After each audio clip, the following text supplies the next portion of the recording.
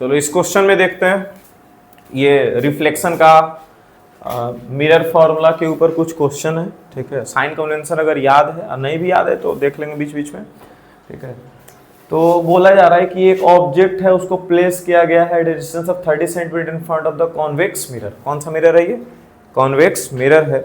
अगर याद रखा जाए तो कॉन्वेक्स मिरर कुछ इस तरह का होता था, ठीक है। ऐसा थोड़ा सा अगर डायग्राम बना ले तो कंफर्म याद हो जाएगा। तो इसका इमेज डिस्टेंस तो हमेशा क्या हो जाएगा जी? Negative.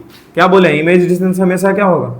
Negative. Image object distance, sorry, object distance क्या होगा? हमेशा निगेटिव। ऑब्जेक्ट डिस्टेंस कितना है? 30 सेंटीमीटर। कितना है? 30। तो यहाँ पे लिख देंगे -30, ऐसे लिख देंगे। ऑब्जेक्ट डिस्टेंस क्या लिख दिया? -30। उसके बाद इन front of the focal length कितना है? 15 सेंटीमीटर। अब बोलो फोकल लेंथ इसका कहाँ होगा? इधर। मिरर ऐसे करके ना है, तो अगर जो मिरर ऐसे गोल घूमेगा तो फोकल लेंथ तो इधर होगा, मतलब किधर है? राइट साइड पे। फोकल लेंथ किधर है? राइट साइड पे। मतलब फोकल लेंथ के टाइम पे क्या हो जाएगा? पॉजिटिव वैल्यू ऑफ 15 आ जाएगा। Right 4 characteristics of image. यहां से इमेज का 4 कैरेक्टरिस्टिक्स लिखना है। तो हम लोग सीधा सीधा क्या लगाने वाले हैं? Mirror formula. तो ये था गिवन डेटा। ये क्या था? Given data. फिजिक्स में जब 9th क्लास में आप लोगों को सिखा रहे थे तो उस टाइम 2 चीज बताए हैं। क्या क्या बताया गया है?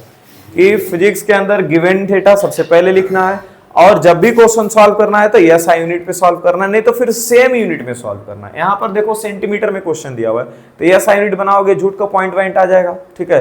तो सेम यूनिट में क्वेश्चन हम लोग सॉल्व करेंगे और एक्सपेक्ट करेंगे कि जिस यूनिट में क्वेश्चन सॉल्व किया उसी यूनिट में आंसर आएगा, ठीक है। और इसमें सिर्फ और सिर्फ लेंथ का यूनिट होता है। इस चैप्टर में कैसा यूनिट है? सिर्फ लेंथ का यूनिट है। तो अगर सेंटीमीटर में सॉल्व करेंगे तो सेंटीमीटर में आंसर आएगा, मीटर में सॉल्व करेंगे तो मीटर में आंसर आएगा। क्लियर है? तो यहां पर लिखते हैं by mirror formula. Mirror formula, mirror formula क्या? 1/f is equals to 1/v plus 1/u। यहां 1/f का वैल्यू कितना है? 15। 1/v नहीं मालूम, प्लस 1/u कितना है? तो 1 क्या हो जाएगा जी? -30। ये क्या हो गया? 1/-30। हम लोग को क्या निकालना है? 1/v। तो यहाँ माइनस वाला जो वैल्यू है वो इधर जाएगा तो क्या हो जाएगा? प्लस का वैल्यू में आ जाएगा। तो यहाँ पर क्या लिख देंगे? 1/15 और प्लस 1/30 बराबर 1/v। बोलो 15 और 30 का एलसीएम 30। 15 को 2 बार पढ़ेंगे 30 आ जाएगा। 2, 30 से कम 30, 1/v। 2 और 1 3/30 बराबर 1/v। 3 दाएं के 30। अच्छा 1 यहाँ भी है, 1 यहाँ भी है, तो यहाँ से v का वैल्यू क्या हो गया जी? बोलो 10 आया, मतलब क्या आया है? +10। अरे 10 आया ना, क्या -10 आया है? नहीं, +10 आया। अब +10 आने का क्या मतलब है? कि ऑब्जेक्ट अगर इधर था तो इमेज कहां बन रहा होगा? इधर। सही बात है, कॉन्वेक्स मिरर में इमेज तो इधर ही बनता है ना। तो अच्छा, अगर जो v का वैल्यू पॉजिटिव, इससे हम लोग क्या क्या समझ सकते हैं? v का वैल्यू अगर पॉजिटिव है तो इससे क्या क्या समझा जा सकता है? बोलो। तो सर यहाँ पर तो नहीं समझ पाएंगे, लेकिन यहाँ देखिए मैग्निफिकेशन का अगर आप फॉर्मूला लगा देना तो ज्यादा बढ़िया समझ में आ जाएगा। तो मैग्निफिकेशन इसमें क्या होता है? -v/u। माइनस v का वैल्यू कितना है? 10 है, और u का वैल्यू कितना था? -30। माइनस से माइनस कट गया, m का वैल्यू क्या आ गया? +1/3। अब अगर मैग्निफिकेशन प्लस में है, मैग्निफिकेशन क्या है जी? प्लस में। इससे हम लोग क्या समझ जाते हैं? Virtual and erect.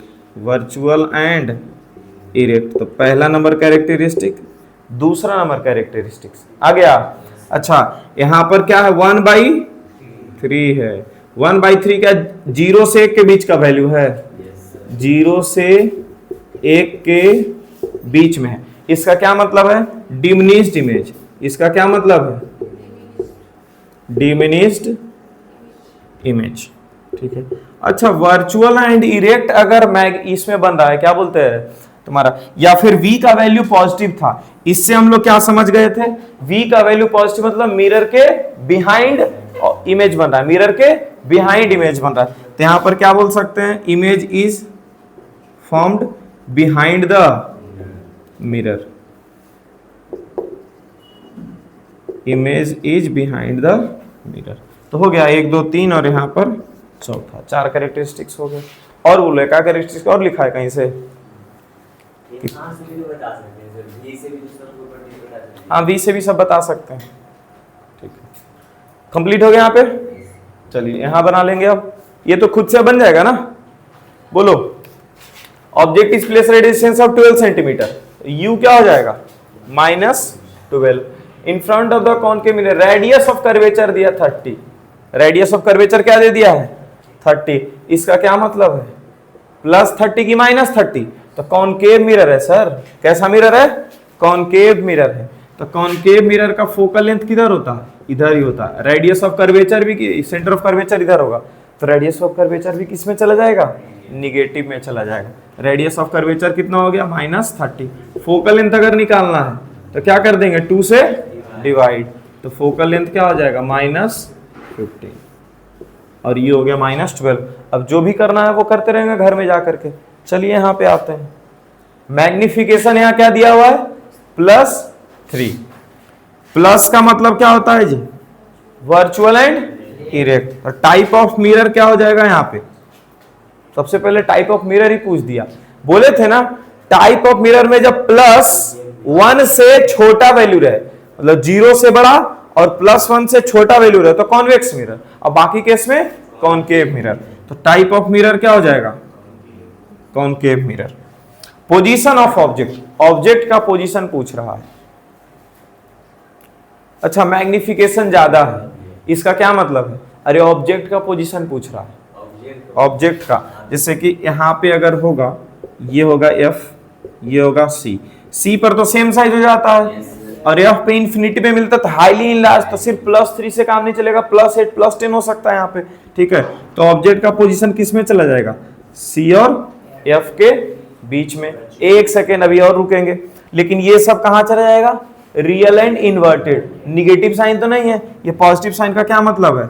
Virtual and erect. तो ऑब्जेक्ट को रखा जाएगा कहाँ पे? फोकस और पोल के बीच में। जब भी ऑब्जेक्ट को यहाँ रखा जाता है तब ना इमेज इधर देता है। कौन? Concave mirror. याद है कुछ ऐसा? तो यहाँ पे पोजीशन ऑफ ऑब्जेक्ट क्या हो जाएगा? Between F and O। Nature of image, image का नेचर कितना देर से तो चिल्ला रहे हैं? वर्चुअल एंड इरेक्ट होगा। वर्चुअल एंड इरेक्ट मैग्निफाइड के बारे में है? अरे हाँ, F एंड P। क्लियर हो गया? चलिए अगला क्वेश्चन दे दे।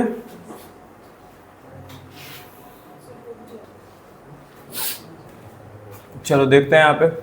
अच्छा इस क्वेश्चन में एक जगह दिख रहा होगा स्क्रीन प्लेस्ड। कहां पर स्क्रीन को रखा जाए? स्क्रीन पे रखा जाने का मतलब है ना कि V के बारे में पूछ रहा है। किस बारे में पूछ रहा है? V के बारे में। स्क्रीन प्लेस मतलब जहां पे इमेज बनेगा वहीं पे स्क्रीन रखा जाएगा, तब ना हम लोग उसका इमेज ऑब्टेन उस पे कर सकते हैं। या कहीं पर ऐसा क्वेश्चन आ जाए कि screen is placed at 20 centimetre in front of the mirror. ठीक है, तो इससे भी यही समझना है कि V का वैल्यू दे दिया है 20 सेंटीमीटर। जब भी इन फ्रंट ऑफ द मिरर इस्तेमाल करे तो माइनस का साइन लगा देना। ठीक है, यहाँ पे अब ऑब्जेक्ट कितना है? 4 सेंटीमीटर इन हाइट। तो हाइट ऑफ ऑब्जेक्ट हमेशा प्लस में होगा कि नहीं होगा? Given data height of object is +4। ठीक है, अच्छा कहीं H और H डैश भी लिखा मिलेगा तो H मतलब हाइट ऑफ ऑब्जेक्ट होता है, H डैश मतलब हाइट ऑफ इमेज होता है। क्लियर है? एनसीईआरटी बुक में H और H डैश यूज करता है। Is placed 15 centimetre in front of the concave mirror, मतलब ऑब्जेक्ट को कॉनकेव मिरर के सामने 15 सेंटीमीटर रखा गया है। इसका मतलब U बराबर क्या दिया हुआ? -15। फोकल लेंथ कितना दे दिया है? 10 सेंटीमीटर। फोकल लेंथ भी माइनस में ना होता है जी, कॉनकेव मिरर का, तो -10 रख दिए। अब एडवांस डिस्टेंस स्क्रीन मतलब कि V के बारे में हम लोग से पूछ रहा है। क्या पूछ रहा है? V के बारे में। ठीक है, शार्प इमेज मतलब क्लियर इमेज। शार्प इमेज मतलब क्या होता है? Clear image. इस पे ध्यान नहीं देना, इसका मतलब हम लोग निकाल लेंगे जो निकालना है। Calculate the height of image. और क्या पूछ रहा है हम लोगों से? हाइट ऑफ इमेज पूछ रहा है। क्या हम लोगों के पास U और V मालूम है? तो यहां से हम लोग U और F मालूम है, तो यहां से हम लोग V जान जाएंगे। अच्छा अगर जो हमारे पास क्या है? U एंड V है, तो इससे क्या जान जाएंगे? मैग्निफिकेशन। इससे क्या जान जाएंगे? मैग्निफिकेशन। और मैग्निफिकेशन का फॉर्मूला होता है हाइट ऑफ इमेज बटा हाइट ऑफ ऑब्जेक्ट। तो मैग्निफिकेशन जान जाएंगे, हाइट ऑफ ऑब्जेक्ट अगर जान जाएंगे, यहाँ पे है ना +4, तो हाइट ऑफ इमेज यहाँ से निकल जाएगा। फिर बोलो, क्लियर हो गया? ऐसे करके हम लोग सोचते हैं कि क्वेश्चन बनाना कैसे। ठीक है, ये हो गया तुम्हारा माइंड मैप। अब शुरू कर लो क्वेश्चन बनाना। तो लिख देंगे मिरर फॉर्मूला से 1/f is equals to 1/v और प्लस 1/u। समझ में आ रहा है तुमको? 1/f, f कौन है? -10 बराबर 1/v मालूम नहीं, 1/u 1/-15। माइनस वाला इधर चला आएगा तो क्या हो जाएगा जी? Plus 1/15 1/v। 15 और 10 का एलसीएम 30, 10 तिया 30, यहां देखो 10 तिया 30, तो -3 हो जाएगा ऊपर, प्लस 15 दूनी 30, तो 2 ऊपर चला गया बराबर 1/v। क्या आ गया? -1/30 बराबर 1/v। v का वैल्यू क्या हो गया? -30। v का वैल्यू क्या हो गया? -30। मतलब जिधर ऑब्जेक्ट है उधर ही इमेज है। ऑब्जेक्ट था माइनस में और इमेज भी माइनस में, इसका जिधर ऑब्जेक्ट उधर ही इमेज हो गया। ठीक है, तो ये सब कह रहा हम लोग से नहीं पूछ रहा, हम लोग से अब सीधा पूछ रहा हाइट ऑफ, हेलो v का वैल्यू आ गया, हाइट ऑफ इमेज पूछ रहा। तो हम लोग मैग्निफिकेशन का दो को फॉर्मूला जानते हैं, एक -v/u और एक और फॉर्मूला जानते हैं हाइट ऑफ इमेज बटा हाइट ऑफ ऑब्जेक्ट। तो मैग्निफिकेशन भी हम लोग नहीं निकालेंगे, पूछ ही नहीं रहा तो क्यों निकाले।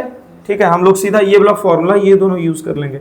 माइनस v का वैल्यू क्या है? -30 बटा u का वैल्यू क्या था? -15। माइनस से माइनस कट गया, 15 दूनी 30 बराबर हाइट ऑफ इमेज तो मालूम नहीं है, हाइट ऑफ ऑब्जेक्ट कितना है? 4 है। हाइट ऑफ ऑब्जेक्ट कितना है? 4 है।